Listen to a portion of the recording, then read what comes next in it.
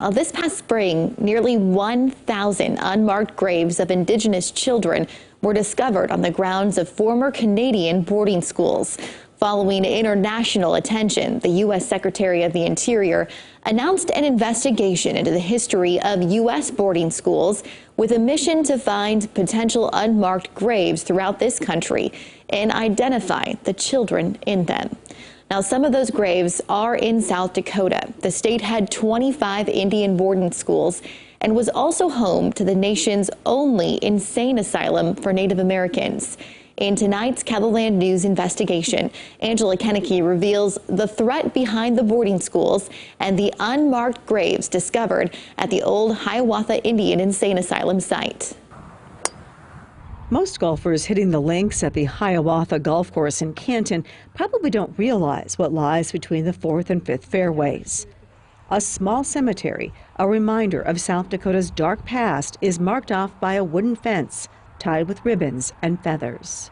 As we enter from the west side, we come across the monument that has 120 names of those that we know are interned here. At least 120 Native Americans lived in deplorable conditions until they died at the Hiawatha Indian Insane Asylum.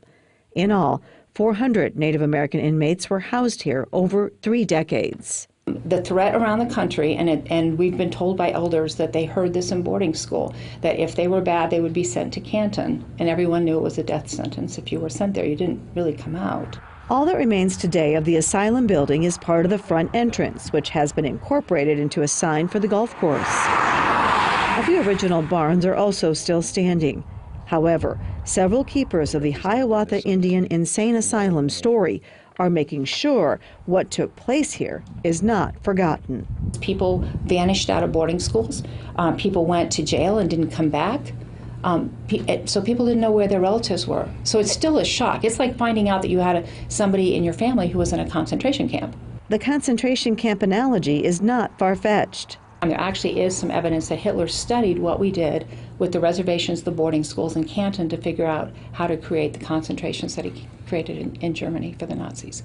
So it's a worldwide story, not just a local story. A horrific story of shocking conditions. It's not an insane asylum. It's a prison. People are shackled to beds with chamber pots, even though it was state-of-the-art with toilets and running water and all of this. The place was caked in soot.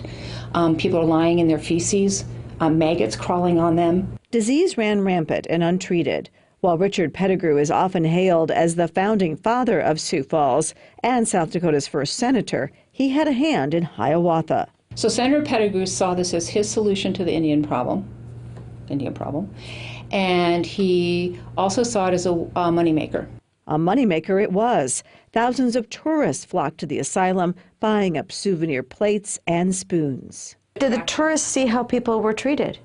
They only were allowed in at certain times, certain days. Complaints about what was going on in Hiawatha led to more than 24 investigations by federal authorities. But it was never enough to shut it down. And there's reports that say these poor people are stuck in this terrible place, but they're going to have to stay here till they die. Wow, that really happened in America?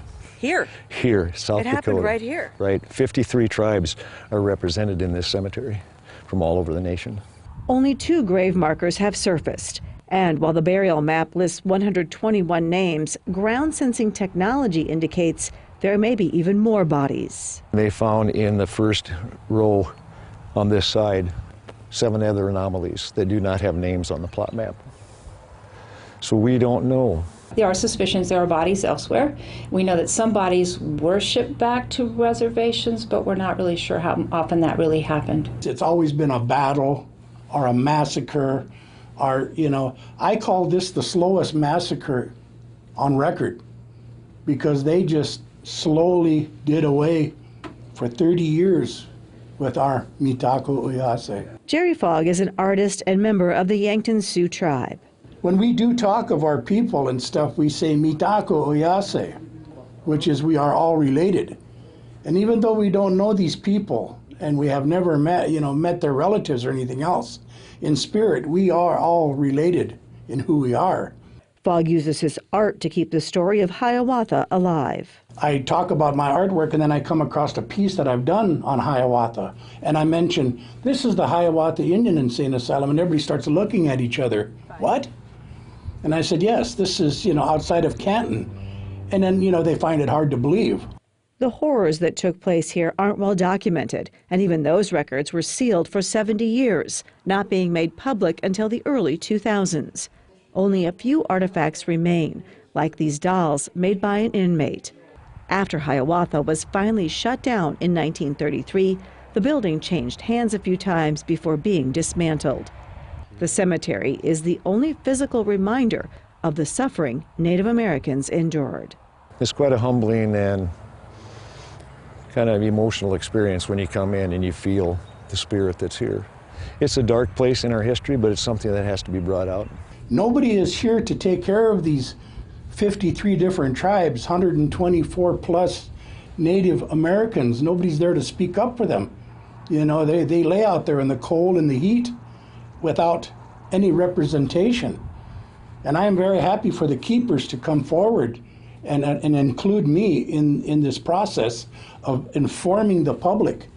Now we just got to get a bigger voice. You may be wondering why the asylum's land was turned into a golf course. That happened in the 40s, and because it was federal land, it could only be earmarked for public use. There are rules to keep golfers from playing in the cemetery. Now we'll have an in-depth conversation on the Hiawatha Asylum on this week's Inside KELOLAND. That's Saturday morning at 9 and again Sunday evening after the late local news.